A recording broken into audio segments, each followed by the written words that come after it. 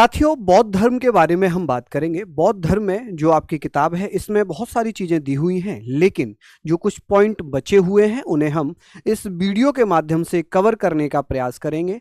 और जो ये किताब आप लोग पढ़ रहे हैं, विश्वास रखना ये बहुत महत्वपूर्ण पुस्तक है आप लोगों के लिए, एग्जाम ओरिएंटेड है। और ये वीडियो भी आपके लिए बहुत एग्जाम ओरिएंटेड है। सेलेक्टेड चीज़ें इसमें हैं, की पॉइंट्स इसमें आपको मिलेंगे, रिलेटेड जो हमारे चैप्टर्स हैं उनके आधार पर हम आप लोगों को बता रहे हैं। जैसे बौद्ध धर्म से संबंधित बहुत सारी चीज़ें आपके वन लाइनर फॉर्म में आपको किताब में मिली हुई हैं, गागर में सागर में। और यहाँ पर मैं इसको आपको एक्सप्लेन करता हुआ चलूँगा जो बहुत महत्वपूर्ण होंगी। जो उस चीज़ जो लाइनें या जो फैक्ट हमारी बुक्स में नहीं है उसको वीडियो के माध्यम से मैं आपको बता रहा हूँ जो बहुत महत्वपूर्ण है। जैसे बौद्ध धर्म है, आपको पता है बौद्ध धर्म की स्थापना महात्मा बुद्ध ने की थी, सारी चीज़ें पता है, जन्म वगैरह सब हमने पढ़ रखा है। मैं उनके बारे में बात करूंगा जो इंपॉर्टेंट है, जो एग्जाम में आए हुए हैं। ठीक है, हम बात करेंगे सर महात्मा बुद्ध के जन्म की भविष्यवाणी। जन्म की भविष्यवाणी किसने की थी? तो ये बहुत अच्छा क्वेश्चन बन जाएगा कि महात्मा बुद्ध के जन्म की जो भविष्यवाणी थी, जो भविष्यवाणी करता थे वो थे कांडिल्य।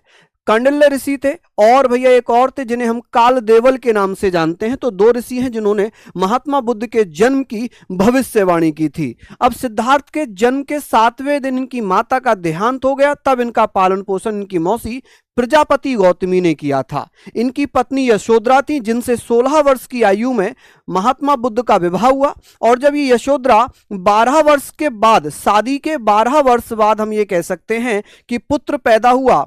क्या हुआ जी? पुत्र पैदा हुआ। और वो पुत्र जिसे हम ये कह सकते हैं राहुल। राहुल का मतलब होता है बंधन। क्या मतलब है? बंधन। या बौद्ध धर्म में राहुल का क्या अर्थ था? बंधन। सिद्धार्थ ने अनोमा नदी पर सारथी एवं रथ छोड़ा था। जब सिद्धार्थ अपने घर से निकल पड़े, जो 4 दृश्य उन्होंने देखे उसके बाद वो भैया सत्य की खोज में निकल पड़े हैं। और सिद्धार्थ जब जाते हैं तो वो अनोमा नदी के किनारे पर अपने सारथी और अपने रथ को छोड़ देते हैं, फिर वो अपने आप ही सिंगल चले जाते हैं। बात आएगी यहां पर ज्ञान की खोज में सिद्धार्थ सबसे पहले कहां पहुंचे? वैशाली पहुंचे। कहां पर? वैशाली। और उन्होंने अपना गुरु किसे बनाया था? अलार कलाम को। किसे? तो आप कहेंगे सर अलार कलाम से मिले, जिन्होंने अलार कलाम ने महात्मा बुद्ध को भैया ज्ञान दिया, मतलब गुरु बन गए। जो दिव्य ज्ञान है, दिव्य ज्ञान है, उन्हें वो बाद में प्राप्त हुआ है। वैशाली में राजगीर पहुंचे, जिसे राजगृह कहते हैं। और यहां पर इन्होंने अपना गुरु बनाया रुद्रक रामपुत्रा, जिसे रुद्रक रामपुत्र के नाम से जानते हैं। कि महात्मा बुद्ध के दूसरे गुरु कौन से थे? तो आप कहेंगे सर रुद्रक रामपुत्र थे। बाद में उरुवेला गए, जहां निरंजना नदी के तट पर 6 वर्ष की तपस्या की। 6 वर्ष की तपस्या की परंतु ज्ञान की प्राप्ति नहीं हुई। तब उन्होंने सुजाता नामक स्त्री से खीर खाकर अपना व्रत तोड़ा। क्या किया? व्रत तोड़ लिया। ठीक है, क्या कर लिया जी? व्रत तोड़ लिया। अब बात करेंगे सर यहां पर ज्ञान की प्राप्ति की। ठीक है, क्या ज्ञान की प्राप्ति हो गई थी? अभी नहीं हुई है। अब यहां पर बात करेंगे कि सर 35 वर्ष की तपस्या की, 35 वर्ष की अवस्था में उन्हें ज्ञान प्राप्त हुआ। और संबोधि कहते हैं जिसे, बौद्ध धर्म में ज्ञान प्राप्त करने को संबोधि कहते हैं। पीपल वृक्ष के नीचे उरुवेला, बौद्ध गया में। ठीक है, बौद्ध गया बिहार। यहां पर ये भैया क्या है? तो आप ये कह सकते हैं उरुवेला, बौद्ध गया बिहार में उन्हें ज्ञान प्राप्त हो जाता है। निरंजना नदी के किनारे पर बैसाख पूर्णिमा के दिन यह ज्ञान उन्हें समाधि के 49वें दिन प्राप्त हुआ। जिस दिन उन्होंने समाधि ग्रहण की उसके 49वें दिन उन्हें ज्ञान प्राप्त हुआ। ज्ञान प्राप्ति के बाद उरुवेला का यह क्षेत्र बौद्ध गया एवं सिद्धार्थ बुद्ध कहलाए। ठीक है, जो उरुवेला क्षेत्र था ये भैया बौद्ध गया कहलाया। और जो सिद्धार्थ थे ये महात्मा बुद्ध के नाम से जाने गए। किसके नाम से जाने गए दोस्तों? बुद्ध के नाम से जाने गए। तो यहां पर आप याद रखेंगे कि महात्मा बुद्ध ने जब समाधि ली ज्ञान प्राप्त करने के लिए, तो 49 दिन या इसे 7 सप्ताह भी लिखा हो सकता है, 7 सप्ताह भी लिखा रह सकता है। नेक्स्ट है कि सर पहला उपदेश सारनाथ में दिया था, ऋषिपत्तनम नामक गुफा में। और इसे भैया संयुक्त निकाय कहा गया। जो पहला उपदेश है इसका उल्लेख जो है वो किस में किया गया है? संयुक्त निकाय में। कि सर महात्मा बुद्ध ने पहला उपदेश दिया, इसका वर्णन किस में है? संयुक्त निकाय में। अब इनकी शिक्षाएं हैं, 4 आर्य सत्य हैं। जैसे दुख है, दुख का कारण है, दुख का निवारण है। और दुख का निवारण अष्टांगिक मार्ग से है। तो अष्टांगिक मार्ग, ये कभी कभी इसका संबंध पूछ लेता है, तो आप कहेंगे सर अष्टांगिक मार्ग का संबंध किससे है, तो इसका संबंध होगा बौद्ध धर्म से। किससे होगा जी, आप कहेंगे सर बौद्ध धर्म से। ठीक है जी, कौन से धर्म से हो जाएगा, बौद्ध धर्म से इसका संबंध हो जाएगा। चलिए, वाराणसी में यज्ञ श्रेष्ठी को ज्ञान दिया। महाराष्ट्र बनारस की अगर मैं बात करूं तो महात्मा जी ने, महाराज जी भी कहते हैं, है ना, महात्मा बुद्ध जी ने किसको, यज्ञ श्रेष्ठी को ज्ञान दिया। वाराणसी में ही बौद्ध भिक्षु संघ की स्थापना की। इंपॉर्टेंट है कि महात्मा बुद्ध ने अपना बौद्ध भिक्षु संघ कहां बनाया था, तो आप कहेंगे सर कहां पर, वाराणसी। वाराणसी के बाद वैशाली गए और वहां बौद्ध भिक्षुणी संघ की स्थापना की। कि सर वैशाली में बौद्ध भिक्षुणी संघ की स्थापना की, और ये किसके कहने पर, तो महात्मा बुद्ध का एक प्रिय शिष्य हुआ करता था आनंद के कहने पर। इस संघ में सबसे पहले प्रजापति गौतमी को शामिल किया गया। कि सर जो बौद्ध भिक्षुणी संघ था जिसमें महिलाएं शामिल होती थीं, इसमें पहली महिला कौन थी, तो उनकी मौसी प्रजापति गौतमी, और फिर आम्रपाली इसमें जुड़ गई। सबसे अधिक उपदेश और सबसे अधिक अनुयायी उनके कहां पर बने, श्रावस्ती में। कि महात्मा बुद्ध ने सबसे अधिक उपदेश कहां दिए, श्रावस्ती में। सबसे ज्यादा अनुयायी उनके कहां पर रहे, श्रावस्ती में। ठीक है, अब बात आती है सर्वाधिक उपदेश उन्हें किसमें दिए थे, पाली भाषा में। हालांकि प्राकृत भाषा में भी उपदेश हैं, लेकिन सबसे ज्यादा उपदेश उनके किसमें रहे थे, आप कहेंगे पाली भाषा में।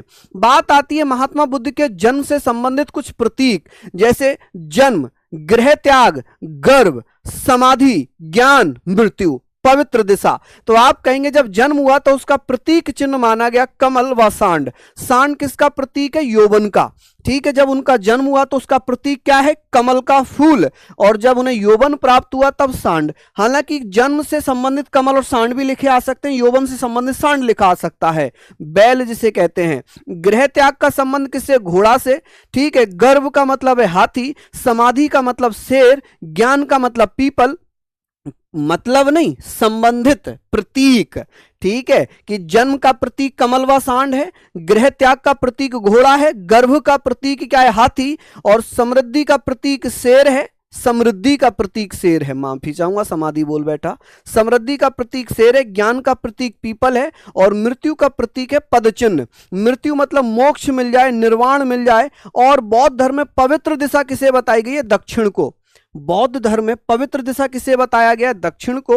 चलिए, और यहां पर हम बात करेंगे कि सर महात्मा बुद्ध के गुरु अलार कलाम थे, जो सांख्य दर्शन के गुरु माने गए, और योग दर्शन के जो गुरु थे वो रुद्रक रामपुत्रम थे। रुद्रक रामपुत्रम आप बता सकते हैं।